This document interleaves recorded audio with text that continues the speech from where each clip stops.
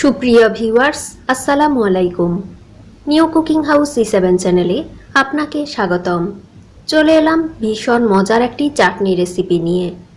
আমার আজকের রেসিপি সুস্বাদু বিলম্ব ফল দিয়ে চমৎকার চাটনি। এখন বাজারে প্রচুর বিলম্ব ফল পাওয়া যাচ্ছে। বিলম্ব ফলের এই ভরা মৌসুমে চমৎকার এই চাটনি বানিয়ে সারা বছর সংরক্ষণ করতে পারেন। ভীষণ হেলদি অ্যান্ড টেস্টি এই রেসিপিটা গরম ভাতে জাস্ট জমে যাবে। চলুন শুরু করি। বিলম্ব ফল দিয়ে চাটনি তৈরির জন্য আমি এখানে বেশ পাকা 4টা বিলম্ব ফল নিয়েছি। ফলগুলো খুব বেশি বড় ছিল এবং পাকা ছিল।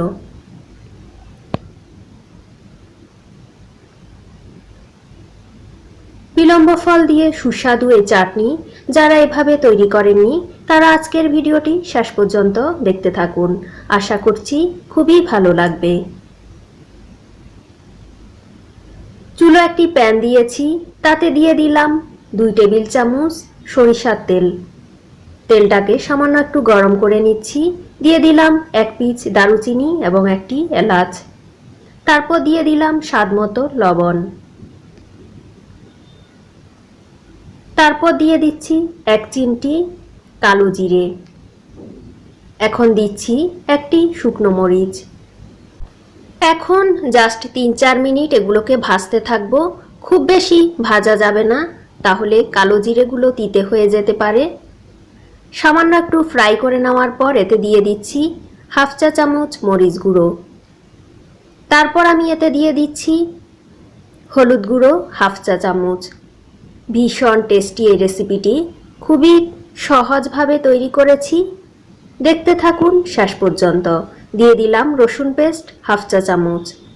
দিয়ে দিচ্ছি আদা পেস্ট 1/2 চা চামচ। এখন এগুলোকে ভেজে নিচ্ছি আরও প্রায় 2-3 মিনিট। তারপরের মাঝে দিয়ে দিচ্ছি বিলম্বগুলো। আমি বিলম্ব ফলগুলোকে পাতলা করে কুচি করে নিয়েছি। অনেকেই এই রেসিপিটি এখনও তৈরি করেননি। যারা এভাবে তৈরি করেননি তারা আজকের ভিডিওটি দেখে তৈরি করে নেবেন। এভাবে তৈরি করে নরমাল ফ্রিজে রেখে দিতে পারেন 1 বছরের জন্য।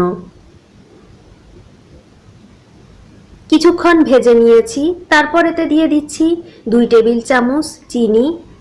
চিনিটা স্বাদমতো ব্যবহার করবেন, যেহেতু আমার ফলগুলো পাকা ছিল তাই খুব বেশি চিনি দিইনি।